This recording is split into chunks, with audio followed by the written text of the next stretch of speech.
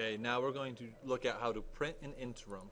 I'm going to go with this homeroom class because oh no, I didn't save the grades part. Obviously when I print my interims, they're going to be blank. You're not going to see anything for the students. But to print an interim, it's under the reports. I would select the class over here that I want to print from. And I would go to reports and I would pick an individual student report. Now notice all these reports, when you double click on them, you get options down here. I'm going to go with the selected class, all enrolled. I'm going to do it by student name. That way I can know who to hand the students to. You can choose what you want to abbreviate. I'm just going to leave everything full length. But then you choose what you want to include: final grades, assignments, comments, categories, whatever it might be.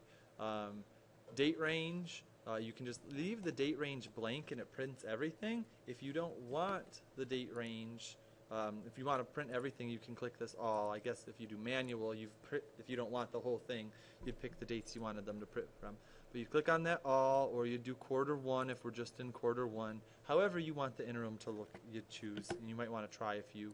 When you hit run report, I would encourage you to save it. That way you have a saved copy of all your interims throughout the year. So I'd say save report, okay. I'm going to maybe save it to my desktop. I'm going to title it Individual Student Report 9-5. So I know that this is the report that I took on September 5th.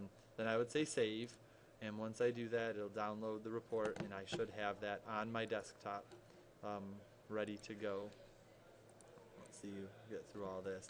I have my individual student reports. Now when I click on this, again, it's going to be blank, but I would have that report for all my different students that I have in class, and it would tell what their scores were. It looks different than our other report, but it's the same. Obviously the grades and everything is blank because we haven't done any grades yet.